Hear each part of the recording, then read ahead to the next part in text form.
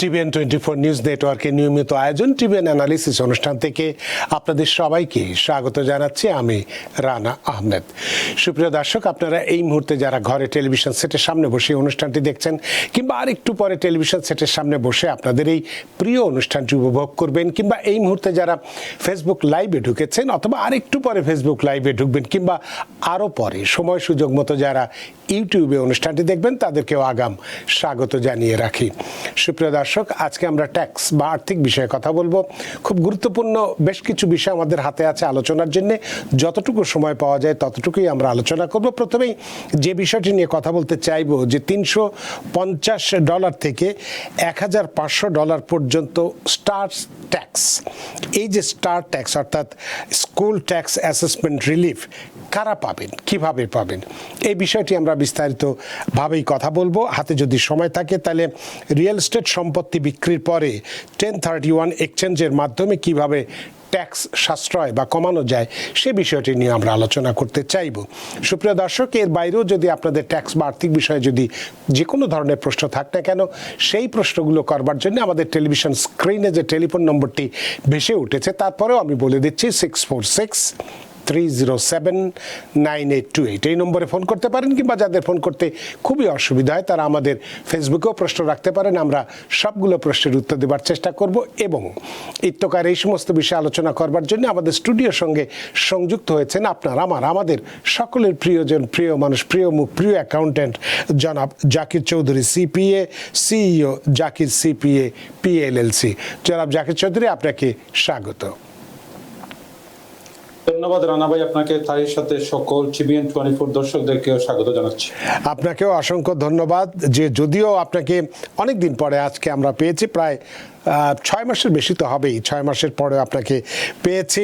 এবং আমি জানি আপনি সারাদিন অনেক ব্যস্ততা ছিল আপনার, সব ব্যস্ততা উপেক্ষা করে আমাদের সাথে সংযুক্ত হয়েছেন। এবং খুব গুরুত্বপূর্ণ একটি বিষয়, $350 থেকে $1,500 পর্যন্ত যে স্টার ট্যাক্স, এইটা কারা পাবেন, কিভাবে পাবেন, এর কি শর্ত আছে, নানান কিছু বিষয় আজকে তুলে ধরবেন। এবং এটার সঙ্গে যারা সংশ্লিষ্ট আছেন তারা আজকের এই আলোচনার মধ্য দিয়ে নিশ্চয়ই উপকৃত হবেন। এবং যারা পেয়েছেন তারা পেয়েছেন, যারা পাননি এই ট্যাক্স যে সুবিধাটা তারাও এই আলোচনার মধ্যে দিয়ে সেই সুবিধা নেওয়ার চেষ্টা করবেন। তো আপনার কাছে প্রথমেই এই বিষয়টি সম্পর্কে জানতে চাইব যে এই যে স্টার ট্যাক্স ক্রেডিট, এটা আসলে কি, এবং এটি এই স্টার এক্সামশন থেকে কিভাবে ভিন্ন। 1, 2 হচ্ছে এই নিউ ইয়র্ক স্টেটের কোন ধরনের বাড়ির মালিকরা এই সুবিধা পাওয়ার যোগ্য। জনাব Zakir Chowdhury, CPA. Thank you Rana ভাই, ওয়ান মোর টাইম। আবার আমরা শুরু করতেছি যেমন স্টার ট্যাক্স ক্রেডিট। এই স্টার ট্যাক্স ক্রেডিটটা হলো এমন একটা ক্রেডিট যে ক্রেডিটটা আসলে নিউ ইয়র্ক স্টেটের হোম ওনার যারা আছেন তারা ইউজুয়ালি আপনার প্রপার্টি ট্যাক্স পে করে থাকেন। একটা প্রপার্টি ট্যাক্সের এগেইনস্টে অথবা রিডাকশন করে একটা ক্রেডিট দেওয়া হয়, যে ট্যাক্সকে আসলে বলা হয় school tax relief, like a star. So এই প্রোগ্রামের আওতায় আসলে খারাপ পাবে সেটা নিউ ইয়র্ক স্টেটের বাসিন্দা যারা আছেন, যারা আসলে প্রাইমারি রেসিডেন্ট ওনার, যারা নিজের বাড়িতে থাকতেছেন, তারাই কিন্তু এটা এলিজিবল এবং তারা এটা পেতে পারেন। হুইচ ইজ বেসিক্যালি এটা আপনার যে school tax credit, school property tax যেটা আছে সেটাকে আপনাকে রিডাকশন করে বা রিডিউস করে। এখন এই স্টার ট্যাক্স ক্রেডিট আসলে 2 ধরনের হয়। একটা হয় যেমন আপনার বেসিক স্টার, আর একটা হয় আপনার এনহান্স স্টার। নাও বেসিক স্টারের অ্যামাউন্টের ক্ষেত্রে আপনার অনেকটা বিটুইন লাইক $300 থেকে $600 মধ্যে হয়। এবং এই ক্ষেত্রে আপনার এই বেসিক স্টার ক্রেডিটটা পেতে গেলে there is no age limit. Age কিন্তু যে কোনো ধরনের এজ হতে পারে, বাট প্রাইমারি রেসিডেন্ট থাকতে হবে। এবং এখানে ইনকাম লিমিটটা হলো গিয়ে, যেমন আপনার কেউ যদি merit filing jointly tax return করেন তাদের ইনকামটা হতে হবে লেস দেন 500,000। সো এটা যদি হয় তাহলে বেসিক স্টার ক্রেডিটের উল্লেখযোগ্য বা তারা রিকোয়ারমেন্ট ফুলফিল করেন। আর সেকেন্ড যেটা স্টার ক্রেডিট সেটা হলো যেমন আপনার এনহান্স স্টার ক্রেডিট। এই এনহান্স স্টার ক্রেডিটের এখানে বেনিফিটটা একটু বেশি, যেমন অ্যামাউন্টটা anywhere like $700 থেকে $1,500 পর্যন্ত হতে পারে। এখন এই এনহান্স স্টার ক্রেডিট আসলে কাদের জন্য? বেসিক্যালি আপনারা যারা সিনিয়র আছেন, 65 এন্ড ওভার এজ যাদের আছে, তারাই কিন্তু এটার পাওয়ার উল্লেখযোগ্য। এই ক্ষেত্রে আরো কয়েকটা রিকোয়ারমেন্ট আছে, যেমন 65 এন্ড ওভারের সাথে সাথে সেম আপনার প্রাইমারি রেসিডেন্স হাউস হতে হবে, আর সাথে ইনকাম লিমিটটা, যেহেতু তারা সিনিয়র তাদের ইনকামটা অনেক কম থাকে দেন ইন জেনারেল, সেই ক্ষেত্রে ইনকামটা আপনার 110,750 নিচে হতে হবে, হলে কিন্তু তারা এই এনহান্স স্টার ক্রেডিটের উল্লেখ মানে রিকোয়ারমেন্ট ফুলফিল করেন এবং তারা পেতে পারেন। নাও এখানে কয়েকটা জিনিস অথবা ফ্রিকোয়েন্সি কয়েকটা কোয়েশ্চন অনেকে জিজ্ঞেস করে থাকেন, যে যেমন প্রথম কোয়েশ্চন হতে পারে যে মানে do you receive a check, অথবা এটা কিভাবে মানে পেতে পারেন লাইক মানে হোম ওনাররা। যদি আপনি একবার রেজিস্ট্রেশন করে থাকেন তাহলে প্রতি বছর সেটা অটোমেটিকলি আপনি একটা চেক পেতে পারেন পার ইয়ারে। সো দ্যাট মিনস হলো এটা আপনার ব্যাংকে ডাইরেক্টলি ডিপোজিট হবে না, এটা আপনার বাসাতে প্রতি বছর এটা চেক আসবে, এবং এটা হলো গিয়ে আপনার পেপার চেক। আর যদি কেউ ডাইরেক্টলি ডিপোজিট এনরোল করেন তাদের ওয়েবসাইটে গিয়ে, সেই ক্ষেত্রে তারা আপনার ডাইরেক্ট ডিপোজিট পেতে পারেন, না হলে ইন জেনারেল এটা পেপার চেক দেওয়া হয় অল দ্য টাইম। নাও এটা কারা মানে আপনার কারা উল্লেখযোগ্য বা কারা কোয়ালিফাই পেতে পারেন? নাম্বার 1 হতে হবে আপনি নিউ ইয়র্ক স্টেটে you have to own a home, যেই মানে হাউসটাতে আপনি নিজে থাকবেন এজ এ প্রাইমারি রেসিডেন্স হিসেবে। এরপরে হলো গিয়ে আপনি ইনকাম লিমিটটা, যেটা আগে বলছিলাম, যেমন বেসিকের ক্ষেত্রে মেরিট ফাইলিং জয়েন্টলি 500,000 এর নিচে থাকতে হবে, আর যদি এনহান্স হয় সেটা 100,000 110,000 এর নিচে থাকতে হবে, বিকজ হলো কি সিনিয়রদের ইনকাম কম থাকে। আর লাস্ট যে রিকোয়ারমেন্ট, সেই রিকোয়ারমেন্ট হলো আপনাকে মাস্ট রেজিস্টার করতে হবে। সো এই ক্ষেত্রে অনেকে কোয়েশ্চন করে থাকেন যে আমি লাস্ট ইয়ার এই বাড়িটা কিনছি, বাট এই বাড়ির যদি আমার প্রিভিয়াস ওনারটা রেজিস্ট্রেশন করে থাকে, আমাকে কি আরেকবার রেজিস্ট্রেশন করা লাগবে কিনা? আনসার ইজ ইয়েস, আরেকবার আপনাকে রেজিস্ট্রেশন করতে হবে। কেননা এটা প্রিভিয়াস ওনারের নামে রেজিস্ট্রেশন করা ছিল, আর যখন এটা সেল ট্রানজাকশন হয়ে যায় ওই রেজিস্ট্রেশনটা আর কাজ হবে না। এখন যদি নতুন ওনার যে আছেন উনি যদি রেজিস্ট্রেশন না করে থাকেন, তাহলে প্রিভিয়াস ওনারের কাছে চেক যাবে না, কারো কাছে কোনো চেক যাবে না। সো দ্যাট মিনস হলো যে আপনারা মাস্ট রেজিস্টার করতে হবে এটা পেতে গেলে। নাও এখন অনেকে আরেকটা কোয়েশ্চেন করে থাকে, যেমন কোন কোন ধরনের হাউস এর এগেইনস্ট এটা চেক পাওয়া যায়? এটা হতে পারে সিঙ্গেল ফ্যামিলি হাউস, এটা হতে পারে কন্ডোমিনিয়াম, এটা হতে পারে কোঅপারেটিভ অ্যাপার্টমেন্ট অথবা manufactured home. But keep in mind that এই হাউসগুলোতে আপনি নিজে থাকতে হবে, primary resident only, then you will get it. Now এখানে লাইক আপনার হোম ওনার অটোমেটিকলি পেতে পারে না, আপনাকে রেজিস্টার করতে হবে, বিকজ মানে রেজিস্টার না করলে তারা জানে না যে মানে হোম ওনার, নতুন হোম ওনারকে উনি কবে কিনছেন, উনি কি ডাইরেক্ট ডিপোজিট চাচ্ছেন কিনা, উনি কি পেপার ওয়ার্ক চাচ্ছেন কিনা। যেমন অনেকে কমনলি কিছু মিস্টেক করে থাকেন, বলেন যে লাইক মেবি আমি অটোমেটিকলি স্টার ক্রেডিটটা পাবো, যেমন আসলে অটোমেটিকলি এটা পাবেন না। তারপরে আরেকটা অনেকে মিস্টেক করে থাকেন যে যখন রেজিস্টার করেন ওনারা যে অ্যাড্রেসে থাকেন ওই অ্যাড্রেসে উনি রেজিস্টার করেন না। সো এই ক্ষেত্রে এই চেকটা যখন পাওয়া হয় সেটা অটোমেটিকলি অন্য অ্যাড্রেসে চলে যায়। আরেকবার অনেকে বলেন যে না আমার প্রিভিয়াস ওনারে তো এটা রেজিস্টার করা ছিল, আমার মেবি আমার করা লাগবে না, এটাও কিন্তু করা যাবে না, এটা মানে you have to do it now. আরেকটা জিনিস হলো, যেমন আপনার আরেকটা অনেকে কোয়েশ্চেন করে থাকেন, যেমন আপনি কি স্টার ক্রেডিট পেতে পারেন অন্য কোনো প্রপার্টি ট্যাক্সের বেনিফিটের, যেমন like veteran exemption, senior citizen, disabled. Yes, এটা ডিপেন্ডস করে আপনার মানে কোন এলিজিবিলিটির উপরে পেতে পারেন। এরপরে কোশ্চেন না তো তারপরে এই আপনি যেহেতু স্টার চেকের কথা বলেছেন এবং একটু এই এখনই মাত্র স্টার ক্রেডিটের কথা বললেন, তো অনেকেই এই স্টার চেক এবং স্টার ক্রেডিট নিয়ে বিভ্রান্ত হন। তো এই দুটির মধ্যে পার্থক্যটা কি যদি একটু বুঝিয়ে বলেন? সো বেসিক্যালি আমরা যখন বলি তখন আসলে আমরা মানে ডিফারেন্ট টাইমসে ডিফারেন্ট লাইক আপনার ওয়ার্ডিংটা চলে আসে। সো এই স্টার ট্যাক্স ক্রেডিট আর স্টার চেকটা আসলে সেম থিং। যখন আপনি চেকটা রিসিভ করবেন, আপনি অনেকে বলে যে মানে আমি চেক পাইছি স্টারের জন্য, অনেকে বলে যে আমি স্টার ট্যাক্স ক্রেডিটের চেক পাইছি। So it's just like a simply wording, there is no difference, it's the same thing. আমরা যেভাবে সে সময় বলি ওইভাবে ওই ফ্রেমিংটা চলে যায়। So but basically there is no difference, the same thing. তো এখন অনেক এটি তো তার মানে এটা যারা বাড়ির মালিক এবং প্রাইমারি রেসিডেন্স হিসেবে আসে তারাই পাচ্ছেন।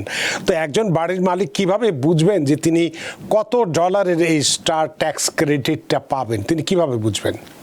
তো যদি এটা বেসিকের জন্য উনি যদি আপনার এলিজিবল হন, তাহলে এনিওয়ার উনার $300 থেকে $400 মতো হবে। আর যদি উনি সিনিয়র হন, 65 এন্ড ওভার হন, আর উনি যদি অন্যান্য ইনকাম রিকোয়ারমেন্ট যদি মেট করে থাকেন, তাহলে নাম্বারটা এনিওয়ার 700 থেকে 1500 হবে। বাট আপনারা যারা মনে করেন হোম ওনার আছেন, যখন আপনি অ্যাপ্লাই করবেন, আপনি আসলে নির্ধারিত ওই যে 300 থেকে 400 ভিতরে কত হবে এটা আপনি জানেন না। এটা ডিপেন্ডস করে আপনার এরিয়ার উপরে, আপনার স্কুল ক্রেডিটের ট্যাক্সের উপরে।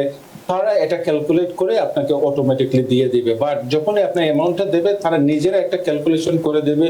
যদি আপনাদের কারো কোনো কোয়েশ্চন থাকে নাম্বারটা কিভাবে ক্যালকুলেট হয়েছে, ওই লেটারে আপনি ফর্ম দিলে তারা এক্সপ্লেন করে দিবে। বিকজ হলো গিয়ে ডিফারেন্ট প্লেসে, ডিফারেন্ট বড়তে, ডিফারেন্ট এরিয়াতে স্কুল ট্যাক্স ক্রেডিট আর ডিফারেন্ট, যার কারণে এই নাম্বারটা বেরি করে।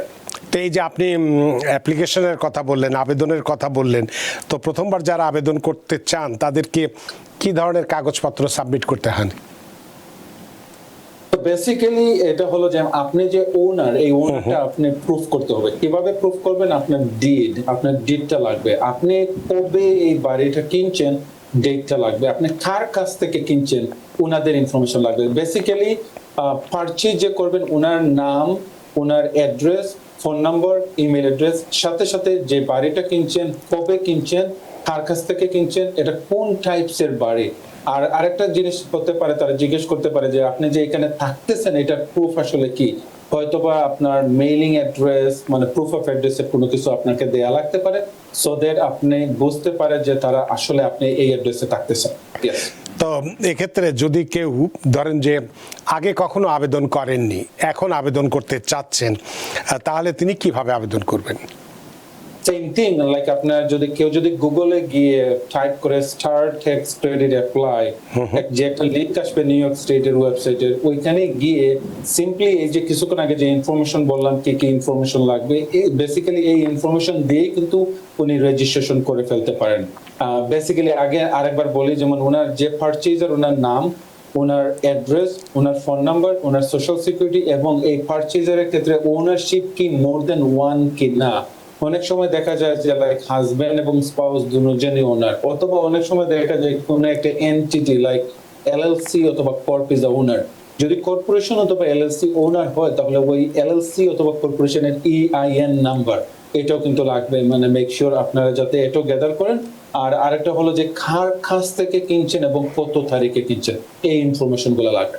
তো আপনি এটা বলছেন যে এটা হচ্ছে বাড়ির মালিকদের জন্য এই ক্রেডিটটা, এবং সেই বাড়িটা হতে হবে প্রাইমারি রেসিডেন্স হিসেবে। তো ধরুন যে একজন ব্যক্তি একটি বাড়ি নতুন কিনেছেন, সবেমাত্র কিনেছেন, এখন উনি এটা প্রাইমারি রেসিডেন্স হিসেবেই কিনেছেন, কিন্তু এখনো কেবল উঠছেন বা উঠবেন এরকম অবস্থা হয়েছে, মানে খুব সম্প্রতি তিনি নতুন বাড়ি কিনে যদি থাকেন, তাহলে তিনি কি এই ক্রেডিটটি পাওয়ার বা এই সুবিধাটি পাওয়ার যোগ্য হবেন কিনা?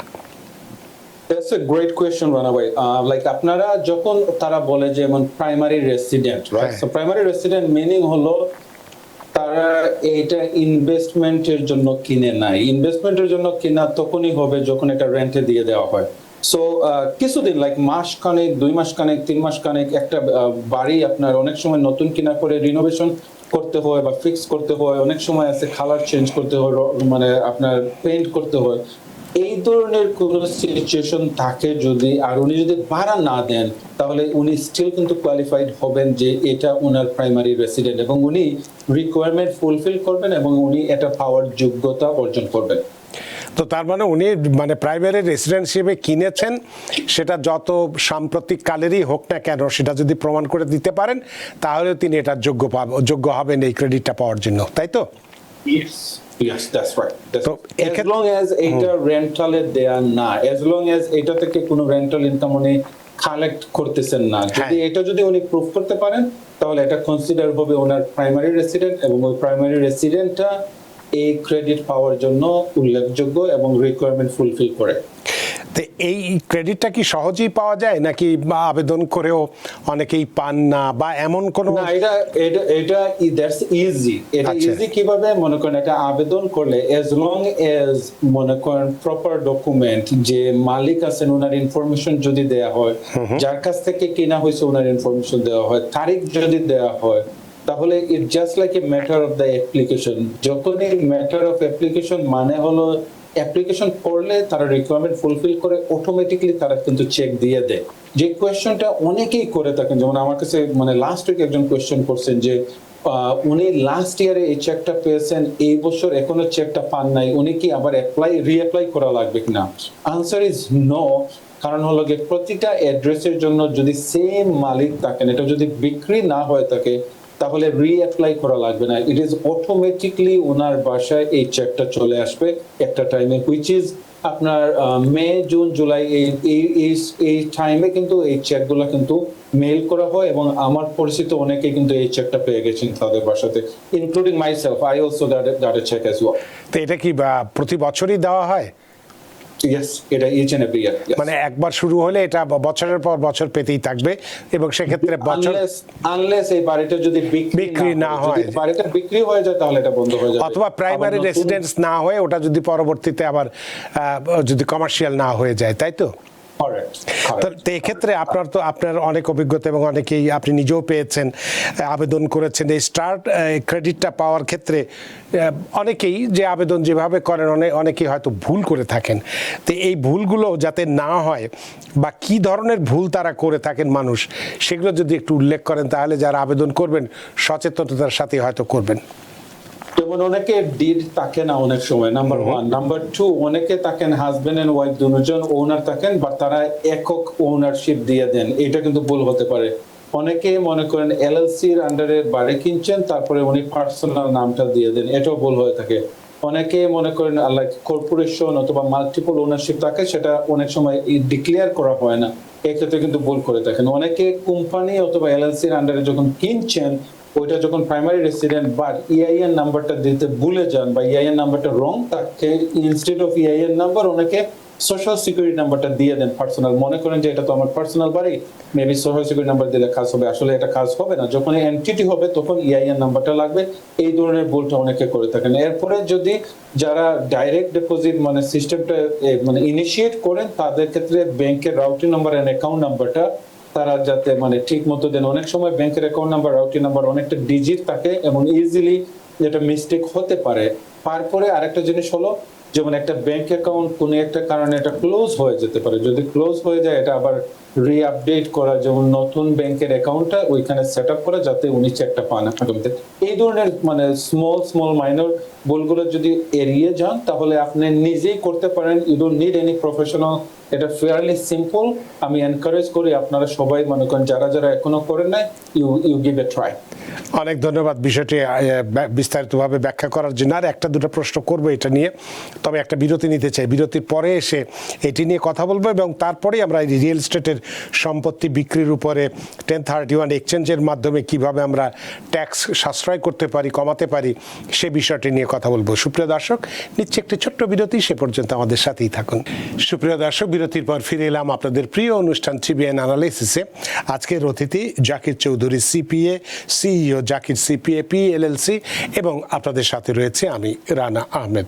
যারা জাকির চৌধুরী, আমি বিরতির আগে বলেছিলাম যে এই বিষয়ে, অর্থাৎ আমরা যে 350 থেকে $1,500 পর্যন্ত স্টার ট্যাক্স ক্রেডিট কারা পাবেন, কিভাবে পাবেন, এটি নিয়ে আমরা প্রশ্ন করছিলাম। আর একটি প্রশ্ন আপনাকে করতে চাই, আর এরপরে যদি আপনার অন্য কিছু বলার থাকে সেটা বলবেন, যে আপনার মতে যেটি হচ্ছে যে নিউ ইয়র্কের প্রতিটি বাড়ির মালিকের এখনই কি কি যে বিষয়ে যাচাই করা উচিত যাতে তারা এই সুবিধা থেকে বঞ্চিত না হন? যখন তারা বাড়ি কিনবেন তারা ডেফিনেটলি তারা লুক করবেন যে এই বাড়িতে প্রিভিয়াস ওনারের স্টার ক্রেডিট রেজিস্ট্রেশন করা ছিল কিনা। যদি করা থাকে তাহলে এই সিস্টেমটা অথবা ইনফরমেশনটা আপনার লাইক নিউ ইয়র্ক স্টেটে ইউজুয়ালি অ্যাক্সেসিবল হয়ে যাবে, এবং আপনি যে নতুন ওনার আপনি ইজিলি এটা যখন রেজিস্ট্রেশন করবেন প্রসেসটা ইজিয়ার এবং কুইকার হবে, এবং আপনি এই বেনিফিটটা পাবেন। কারণ হলো গিয়ে যখন একজন হোম ওনার, নতুন একজন হোম ওনার হন, দেখবেন তো অনেক জিনিস কিন্তু আপনার চলে আসে burden, mortgage payment, property tax, insurance, তারপরে হলো গিয়ে আপনার রিমডিফিকেশন অনেকে করেন, তারপরে নতুন করে লাইক মনে করেন আপনার পেইন্টিং হতে পারে, ব্যাকইয়ার্ড ঠিক হতে পারে, ইত্যাদি খরচ অনেক কিছু বেড়ে যায়। এটার ক্ষেত্রে যদি একটু তারা প্রপার্টি ট্যাক্স রিলিফ পান, আমি যেটা বলবো লাইক মানে something is better then nothing. অ্যামাউন্টটা হয়তো বা ছোট হতে পারে, বাট এটা ইনসেনটিভ মানে আপনারা নেওয়া উচিত। যদি আপনি অ্যাপ্লাই না করে থাকেন নতুন বাড়ি কেনার পরে, রাইট হতে এটা অ্যাপ্লাই করে দেওয়া উচিত, এবং এটা একবার করে নিলেই হয়ে যায়, আপনাকে বারবার করতে হবে না। সো এটাই হলো গিয়ে আমার হোম ওনার যারা আছেন তাদের প্রতি আমার লাইক আপনার তারা এটা করতে পারেন এবং তারা এটা বেনিফিট নিতে পারেন, তাদের প্রতি আমার এই স্মল টিপস বলবো। অনেক ধন্যবাদ জনাব জাকির চৌধুরী বিষয়টি বিস্তারিতভাবে ব্যাখ্যা করার জন্য। সুপ্রিয় দর্শক, যারা নিউ ইয়র্ক সিটিতে বা নিউ ইয়র্ক স্টেটের ভিতরে যারা বাড়ির মালিক আছেন, তাদের ক্ষেত্রে আজকের এই বিষয়টি যেটি বলা হলো যে অ্যামাউন্টটি বড় কি ছোট সেটি বড় কথা নয়, আপনি যে প্রতি বছরই তো পাবেন। এটিতে এমন নয় যে শুধুমাত্র একবার আবেদন করলে একবার পাওয়া যায়, বরং একবার আবেদন করলে এইটি বছরের পর বছরই আপনি পেতে পারেন, এবং সেটা $350 থেকে $1,500 পর্যন্ত। একেবারেও যে কম তা কিন্তু নয়, এটি দিয়ে অনেকেরই অনেক কিছু করা সম্ভবপর বাড়ির ক্ষেত্রেও। তো সুতরাং এই বিষয়টি যাদের আছে, যারা পাচ্ছেন তারা তো পাচ্ছেনই, যারা পাননি এখনও বা আবেদন করেননি তারা নিশ্চয়ই আজকের আমাদের এই আলোচনার পরে আর দেরি করবেন না, নিশ্চয়ই আপনারা যারা এই যোগ্য আছেন তারা নিশ্চয়ই আবেদন করবেন। তো এখন আমরা একটু আলোচনা করতে চাই 1031 এক্সচেঞ্জ প্রোগ্রামটি নিয়ে। এটা আসলে কি এবং কেন এটা এতটা গুরুত্বপূর্ণ এবং কিভাবে এটা আমাদের ট্যাক্সকে সাশ্রয় করে থাকে, জনাব জাকির চৌধুরী। আচ্ছা রানা ভাই, এটা 1031 এক্সচেঞ্জ করার আগে আমি ভিউয়ার্সকে একটা স্মল আপডেট দিতে চাই। বিকজ হলো গিয়ে আপনার জুলাই 4 থেকে কিন্তু ট্রাম্প অ্যাকাউন্ট চালু হয়ে যাবে, এবং এই আচ্ছা, তাহলে যদি তাহলে আমরা সেটাই আলোচনা করি। যেহেতু আমরা মনে করছিলাম যে ট্রাম্প অ্যাকাউন্ট নিয়ে আমরা এর আগেও কথা বলেছিলাম, সে কারণে এটা শেষে করতে চেয়েছিলাম। তো আপনি যখন এটাই নিয়ে বলতে চাচ্ছেন এবং জুলাই 4 অর্থাৎ আমাদের ইন্ডিপেন্ডেন্ট ডে থেকে এটা চালু হতে যাচ্ছে, তাহলে এটি বলুন যে এই অ্যাকাউন্টটা আসলে কি এবং কেন এটি চালু করা হয়েছে। আমি যেহেতু আলাপ হয়ে গেছে আমি ব্রিফলি আলোচনা করব। সো মানে এটা that's gonna be very quick. So Trump account এটা one types of investment account, যে অ্যাকাউন্টটা আসলে চাইল্ড যারা 18 এর নিচে এখন আছেন তাদেরকে, তাদের মায়েদেরকে অথবা প্যারেন্টদেরকে ইনভেস্টমেন্টের প্রতি আপনার আগ্রহ বাড়ানোর জন্য ট্রাম্প অ্যাকাউন্ট নামে একটা অ্যাকাউন্ট সেট আপ করা হয়েছে, যেটা আপনার জুলাই 4 থেকে বলা হচ্ছে এইখানে আন্ডারে $1,000 কিন্তু জমা হবে। এখন এই $1,000টা জমা হবে যাদের বেবিদের জন্ম হয়েছে জানুয়ারি 1 তারিখ 2025 সাল থেকে, এবং তারা ডিসেম্বর 31 2028 সাল পর্যন্ত যাদের জন্ম হবে তারা কিন্তু এই অ্যাকাউন্টের মাধ্যমে $1,000 অটোমেটিকলি পাবে। আর যারা আসলে এর আগে জন্ম হয়েছে বাট এখন কারেন্ট বয়স লেস দেন 18, তারাও কিন্তু এই অ্যাকাউন্টটা ওপেন করতে পারবে, বাট তারা ওই $1,000টা পাবেন না। কারণ এই অ্যাকাউন্টটা কেন এত বেশি মানে আপনার নিয়ে কথা বলা হচ্ছে, বিকজ ইটস এ স্মল একটা ইনভেস্টমেন্ট প্রণোদনার মাধ্যমে তারা মানুষদেরকে বলতেছে যে like save it for now, in ফিউচারের জন্য। সো তার কারণে মনে করেন এখানে কিছু মানুষ অ্যাকুমুলেট মানে অ্যামাউন্টটা করতে পারবে। নাও যারা এই যে বলছিলাম $1,000 পাবে, তারা তো ওই যে মানে জানুয়ারির 1 2025 থেকে ডিসেম্বর 31 2028 এর মধ্যে জন্ম হতে হবে। যদি জন্ম এর আগে হয়ে থাকে তাহলে ওই অ্যাকাউন্টের ফেসিলিটি তারা বুক করতে পারবে, বাট $1,000 পাবে না। এই অ্যাকাউন্টের আওতায় প্যারেন্টসরা যারা আসলে সেভ করতে যান তাদের বেবিদের জন্য, তারা কিন্তু প্রতি বছর $5,000 করে কিন্তু এখানে জমা দিতে পারেন। আর যাদের এমপ্লয়ার আছে যারা এটা ম্যাচ করতে চায়, তার এই ক্ষেত্রে কিন্তু $2,500 পর্যন্ত কিন্তু তারা এখানে ম্যাচ করতে পারবো। এবং এই টপিকটা এখন বলার কারণ হলো জুলাই 4 কিন্তু আর 2 দিন বাকি। এই 2 দিন পরেই কিন্তু আপনার মানে কোন অ্যাকাউন্টটা অ্যাক্টিভেট হয়ে যাবে। সো যারা এখনো অ্যাকাউন্ট অ্যাক্টিভেট করেন নাই, অ্যাক্টিভেট করে ফেলেন। আর ওয়ান অফ দ্য ওয়ে অ্যাকাউন্টে অ্যাক্টিভেট করা ছিল যারা আসলে লাস্ট ইয়ার বলতে লাইক জানুয়ারি থেকে এপ্রিলের মধ্যে যে ট্যাক্স রিটার্ন ছিল, ওই ট্যাক্স রিটার্নে যদি আপনি আপনার অনুমতিটা দিয়ে দেন ট্যাক্স রিটার্ন করার সময়, তখন কিন্তু ওই অ্যাকাউন্টটা অটোমেটিকলি আপনার মানে অ্যাপ্রুভাল তারা পেয়ে যায়। তারা একটা লিঙ্ক অথবা তারা একটা ইমেল দেয়, যে ইমেলের মধ্যে আপনি ওই অ্যাপসটা ডাউনলোড করে কিন্তু আপনি you can complete the registration of that account.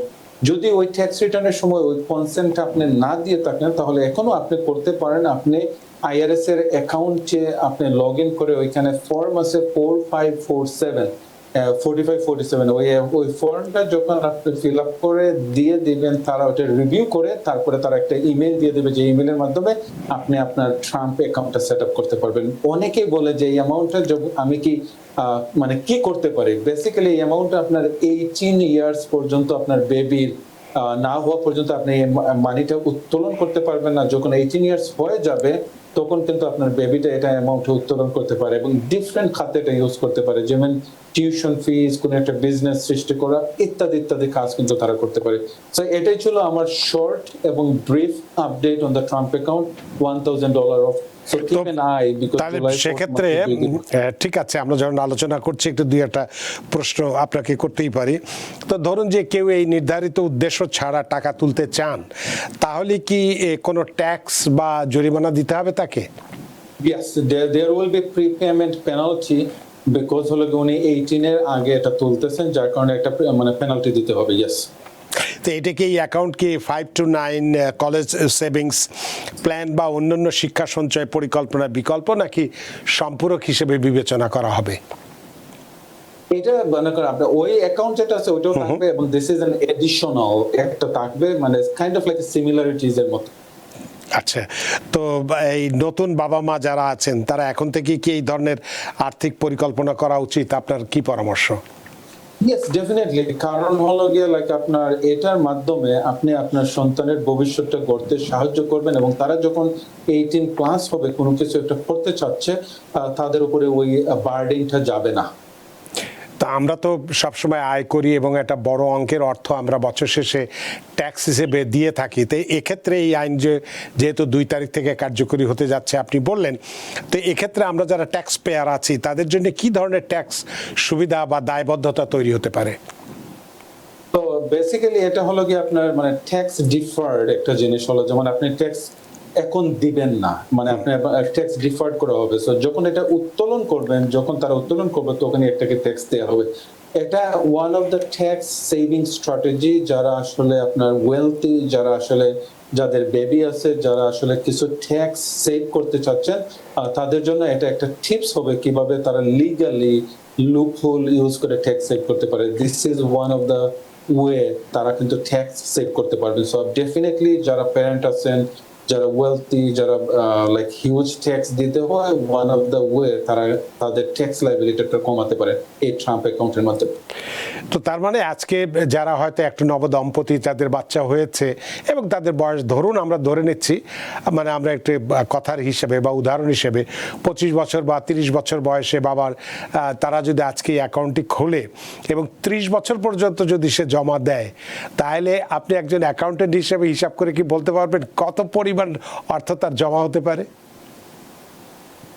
তো তারা যেভাবে আপনার প্রেডিকশন করছে, সে ফর এক্সাম্পল $1,000 যদি একটা বেবির জন্য তারা দেয় আজকে, 18 ইয়ার্স এর পরে এইটা গ্রো করে যদি 7% অফ ইন্টারেস্ট, অনেকটা লাইক আপনার 3,000 লাইক আরো একটু বেশি হয়ে যায়। বাট তারা যে ক্যালকুলেশন দেখাইছে কিভাবে এই ট্রাম্প অ্যাকাউন্ট থেকে 170,000 হবে, সেটা আমার একটা ভিডিওতে আমি এক্সপ্লেন করে দিয়েছি আমার পেজে।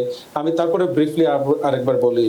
তারা ক্যালকুলেশন করছে এইভাবে, যদি কোনো প্যারেন্ট প্রতি বছরে 5,000 করে তারা জমা দেয় এবং তাদের এমপ্লয়ার যদি 2,500 করে পার ইয়ারে জমা দেয়, এই দুইটা অ্যামাউন্ট অ্যাকুমুলেট করে আফটার 18 ইয়ার্স এর পরে 170,000 পর্যন্ত হয়ে যায়। ডিটেলস আমার এই মানে অ্যামাউন্ট আসলে কিভাবে অ্যাড হয়, কিভাবে 170,000 হয়, আমার ভিডিওতে কিন্তু ডিটেলস আমি এক্সপ্লেন করে দিছি আসলে কোন কোন খাতে এই অ্যামাউন্টটা গিয়ে অ্যাড হয়। বাট টেকনিক্যালি মানে যদি কোনো প্যারেন্ট এইভাবে ফলো থ্রু করেন, তারা definitely they can ended up getting like 170,000 after 18 years. তাই এটা কি 18 বছর পর্যন্তই জমা দেওয়া যাবে, নাকি 18 বছর কেউ তুলল না, 18 বছর পরেও তিনি জমা দিয়ে কন্টিনিউয়াস জমা দিতে চান? যেটা আমি বললাম যে আজকে যে একজন 25 বা 30 বছরের দম্পতি, যদি তা তো মাত্র তখন হয়তো যখন 30 বছর যদি জমা দেয় তার বয়স হয়তো তখন 55-60 বছর হবে, তখন যদি যে সেই সুবিধাটা নিতে চায় সেটি সে পারবে কিনা? মানে 30 বছর এই বেনিফিটটা কন্টিনিউ করতে পারবে যতদিন পর্যন্ত প্যারেন্ট চায়, বাট নট লেস দেন 18 বছরের আগে করতে পারবে না। সো মিনিমাম থাকতে হবে 18, maximum there is no time limit. যার মনে করেন আপনার যতটুকু সামর্থ্য আছে they can keep continue.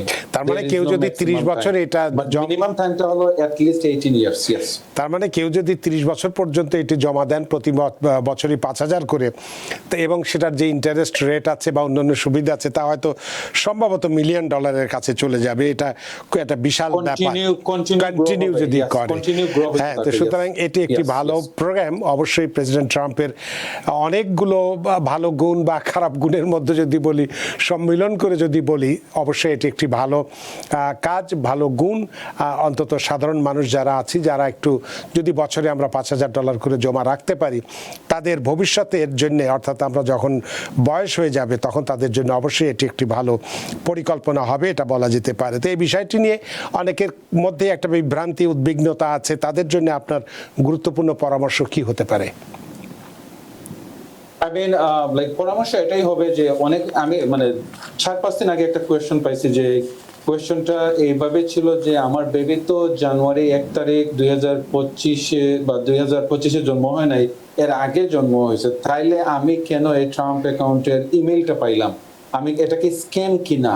So অনেকে মনে করেন যদি অনলি বেবি জানুয়ারি 1 তারিখ 2025 পরে জন্ম হয় তারাই মনে হয় ট্রাম্প অ্যাকাউন্ট ওপেন করতে পারবে।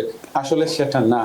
আপনাদের বেবিদের বয়স এখনো পর্যন্ত যদি 18 এর নিচে হয়, আপনি কিন্তু you can open a Trump account নাও।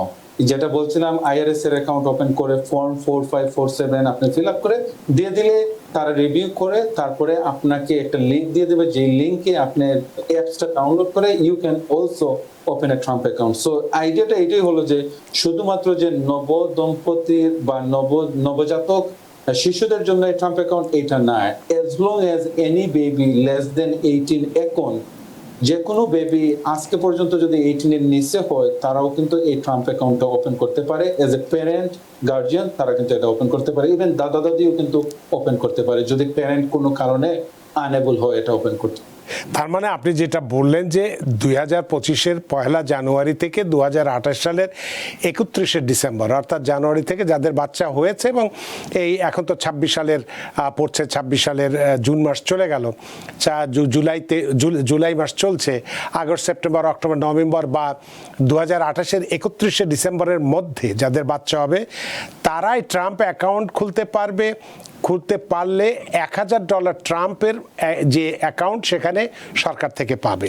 আর যাদের আগে হয়েছে 2025-এর জানুয়ারির আগে, 1 জানুয়ারির বাচ্চা হয়েছে, অথবা 2028 সালের 31 ডিসেম্বরের পরে যাদের বাচ্চা হবে তারাও খুলতে পারবে, শুধুমাত্র ট্রাম্প অ্যাকাউন্টের যে $1,000 সরকার থেকে দেওয়ার কথা সেটা পাবে না। তফাৎ শুধু এটুকু, বাকি সুযোগ সুবিধা এবং $5,000 জমা দেওয়া যাবে। তো অনেক ভালো একটি প্রোগ্রাম। সুপ্রিয় দর্শক, নিশ্চয়ই যাদের এই ধরনের সুযোগ আছে তারা অবশ্যই এই সুযোগটি গ্রহণ করবেন। আমাদের হাতে খুব বেশি সময় নেই, তবে 2-1টি প্রশ্ন যেটা আমরা করছিলাম যে রিয়েল এস্টেট সম্পত্তি বিক্রির পরে 1031 এক্সচেঞ্জ প্রোগ্রামের মাধ্যমে কিভাবে ট্যাক্স আমরা সঞ্চয় করতে পারবো বা কেন এটা গুরুত্বপূর্ণ, যদি একটু আলোচনা করেন জনাব জাকির চৌধুরী। জি, যারা আসলে রিয়েল এস্টেট বিজনেস করতেছেন তারা অনেক সময় করেন কি, একটা বিজনেস প্রপার্টি বিক্রি করে আরেকটা কিনেন, বাট যখন বিক্রি করেন তখন অনেক সময় ইনফ্লেশনের কারণে পারচেজ প্রাইসের থেকে সেলিং প্রাইস অনেক বেশি হয়। সো এই ক্ষেত্রে অনেকে বলেন যে না ঠিক আছে, আমার অনেক গেইন চলে আসতেছে, কিভাবে আমি এই গেইন ট্যাক্সটা অ্যাভয়েড করব অথবা ডিফার করব। So one of the loop hole অথবা আইআরএস বলে যে যদি এইভাবে কেউ যদি ট্যাক্স সেভ করতে চায় বা ডিফার করতে চায় তাহলে তাদের জন্য তারা 1031 একটা এক্সচেঞ্জ যে রুল আছে সেই রুলটা অ্যাপ্লাই করলে তারা হয়ে যাবে।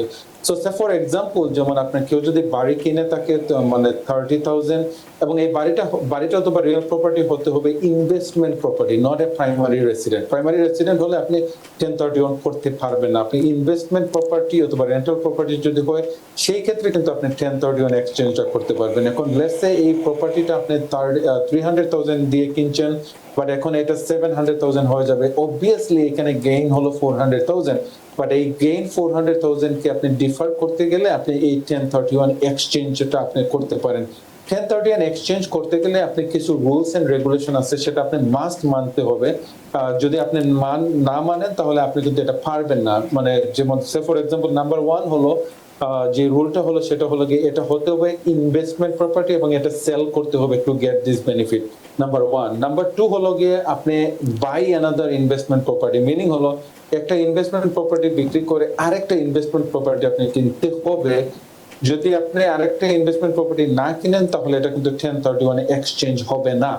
এরপরের যে রিকোয়ারমেন্ট সেটা হলো রুলটা হলো যেমন আপনার যখন আপনি প্রথম ইনভেস্টমেন্ট প্রপার্টিটা সেল করবেন, অনেক সময় অনেকে মিস্টেক করেন থাকেন যে সেলার যে 1031 এক্সচেঞ্জ করবেন উনি মনে করেন যে ওকে ঠিক আছে আমি এটা বিক্রি করে দেই, আমি বাড়িটা আমার কাছে নিয়ে আসি, দেন আমি আরেকটা বাড়ি কিনে ফেলবো, তখন এটাকে 1031 এক্সচেঞ্জ করে ফেলবো। আসলে no, it is incorrect, it is wrong. আপনি 1031 এক্সচেঞ্জ করতে গেলে প্রথম ইনভেস্টমেন্ট প্রপার্টি বিক্রি করার আগে আপনি আপনার অ্যাটর্নি অথবা লয়ার তাদেরকে বলবেন 1031।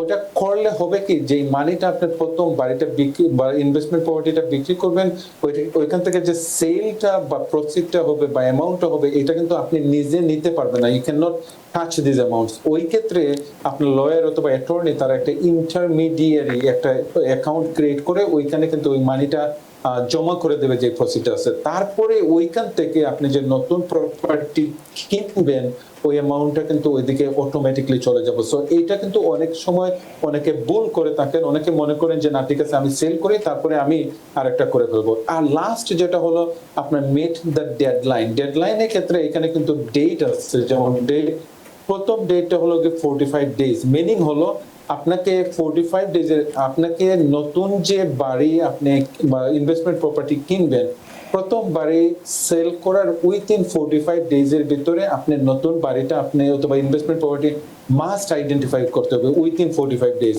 এরপরে যে ডেটটা রিকমেন্ড হলো 180 ডেজ, মিনিং হলো প্রথম বাড়িটা বিক্রি করার পরে উইথিন এই 180 ডেজ, মিনিং হলো 6 মান্থের ভিতরে যে নতুন বাড়িটা অথবা নতুন ইনভেস্টমেন্ট প্রপার্টিটা কিনবেন ওটা ক্লোজ করতে হবে। এই দুইটা জিনিস হলো আপনাকে must you have to identify এবং keep in mind that again যারা 1031 এক্সচেঞ্জ করতে চাচ্ছেন তারা 1031 এক্সচেঞ্জ করার জন্য প্রথম বাড়িটা বিক্রি করার আগে অ্যাটর্নি যারা আছেন তাদেরকে বলবেন সো দ্যাট আপনি ওই রিকোয়ারমেন্টটা মিট করবেন, এবং রিকোয়ারমেন্টটা আপনি যদি মিট করে থাকেন তাহলে only then you will be eligible. আর যদি ওইখানে আপনি রিকোয়ারমেন্ট ওই যে 45 ডেজ এর জায়গায় যদি 50 ডেজ হয়ে যায়, 180 ডেজ এর জায়গায় যদি 200 ডেজ হয়ে যায়, ইভেন দো আপনার মোটিভ ছিল ট্যাক্স ডিফার করা, আপনি আনফরচুনেটলি আপনি এটা ডিফার করতে পারবেন না। সো আমি বলবো আপনারা যারা আসছেন মানে talk to your tax accountant, talk to your attorney or lawyer অথবা মানে who knows it exactly অথবা রিয়েল এস্টেট প্রপার্টি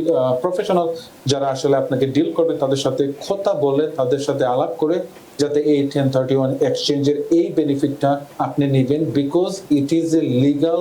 এটা হলো আইআরএস একটা লুপহোল, এটা হলো গিয়ে এটার মাধ্যমে আপনি আমরা সবাই কিন্তু যখন রিয়েল এস্টেট ফ্লিপ বিজনেস করব আমরা কিন্তু অনেক ট্যাক্স সেভ করতে পারবো। এটাই আমার মেসেজ অন দ্যাট। অনেক ধন্যবাদ জনাব জাকির চৌধুরী বিষয়টি পরিষ্কার করার জন্য। যদিও আরো দুই একটি প্রশ্ন আমার ছিল কিন্তু সেগুলো যেহেতু এখন সময় নেই, সময়ের ধরতে বাধা, সময়ের সীমানা কোনো কঠিন তাই অনুষ্ঠান শেষ করতে হচ্ছে। জনাব জাকির চৌধুরী আমিও জানি অনেক ব্যস্ততা উপেক্ষা করে আপনি আমাদের সাথে সংযুক্ত হয়েছেন এবং দীর্ঘদিন পরে আমরা পেয়েছি, যদিও আপনি একটি ভালো কাজের জন্য এতদিন আমাদের অনুষ্ঠানে অংশগ্রহণ করতে পারেননি।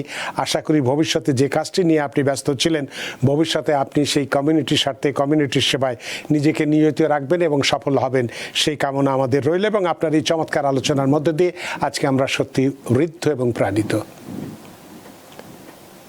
ধন্যবাদ আমাকে আমন্ত্রিত জানানোর জন্য, এবং এজ অলওয়েজ অনেক ভিউয়ার্স হয়তো আমাকে মিস করছেন, বাট আপনি যেটা বলছেন যে মানে একটা ভালো কাজে আমি ছিলাম মানে, এবং আমি এই ভালো কাজে থাকবো এবং আপনাদেরকেও আপনার যে গুরুত্বপূর্ণ আমার ইনফরমেশন এবং টিপস নিয়মিত শেয়ার করার আমি চেষ্টা করব।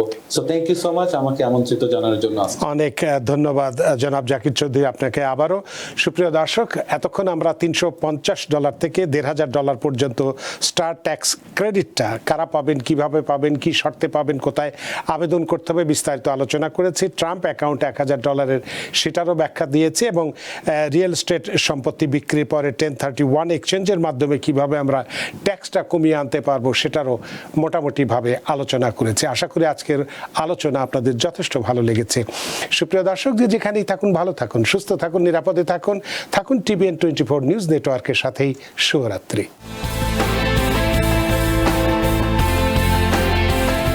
TVN 24 টেলিভিশন দেখতে আজই কল করুন 7187776556। লগ ইন করুন www.totalcablebd.com। নিউ ইয়র্ক থেকে সম্প্রচারিত TVN 24 টেলিভিশন বিশ্বজুড়ে বাঙালির কণ্ঠস্বর।